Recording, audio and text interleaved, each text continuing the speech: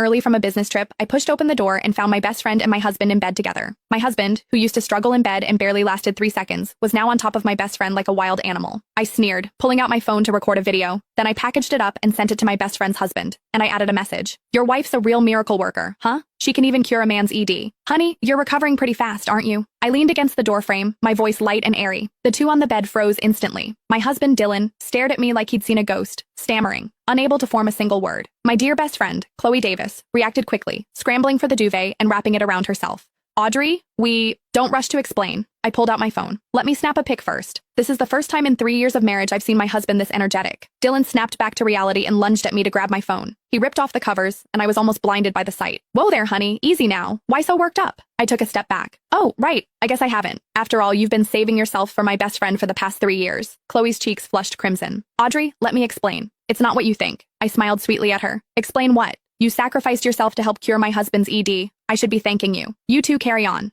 I'm just going to call Marcus, your brother, and let him enjoy his wife's spectacular performance. Chloe's face instantly went pale. She was Marcus Evans's wife and my best friend. I genuinely thought marrying 2 brothers from the Evans family with my best friend was the happiest thing that could happen in my life. Turns out, she wanted both men. You wouldn't dare, Dylan roared. I raised an eyebrow. You dared to do it. Why wouldn't I dare? Chloe suddenly lunged forward and grabbed my leg. Audrey, please, don't tell Marcus. I know I messed up. Looking at the best friend I'd grown up with, now disheveled and clinging to my leg, begging, I found it incredibly amusing. Chloe, get up first. I bent down and patted her shoulder. The floor's cold. She looked up at me, hope in her eyes. I continued, if you stay like that, my husband will feel sorry for you. Then, I turned to leave, but Dylan grabbed my arm. What are you doing? Are you trying to ruin our family? I clenched my fists. My eyes narrowed in a smile. That was truly shameless coming from him. I need to go to the hospital and get checked. See if it's my problem. Why is my husband useless with me but such a beast with someone else? Dylan's face turned bright red. I held up my phone. Want to see the photos I just took? The composition, angle, and lighting are all perfect. It'd probably go viral on TikTok. Chloe suddenly pounced, trying to snatch my phone, but I dodged her. I smiled. Oh, right. How about a caption? Something like, sweet moments with my husband and my best friend. You! Chloe trembled with rage. Just then, my phone rang. It was Marcus. I put it on speaker. Hey, Marcus. I'm downstairs. What's the apartment number? Marcus's deep voice came through. Chloe's pupils constricted, and her body visibly trembled. Footsteps echoed from outside the door. I leisurely leaned back in the chair, pulled out my phone, and started recording. Marcus pushed the door open, his face expressionless as he scanned the room. His gaze swept past a disheveled Chloe, finally settling on his utterly bewildered younger brother, Marcus. Dylan called out, his voice trembling like a leaf. Marcus didn't speak. He just turned to me. Recording? I paused, then quickly nodded. Yep, recording. Chloe crumpled to the floor, tears streaming down her face. Marcus, it's not what you think. Shut up. Just 2 simple words, but Chloe gasped as if her throat was choked, unable to utter another sound. I sat in the chair, watching the scene, a strange sense of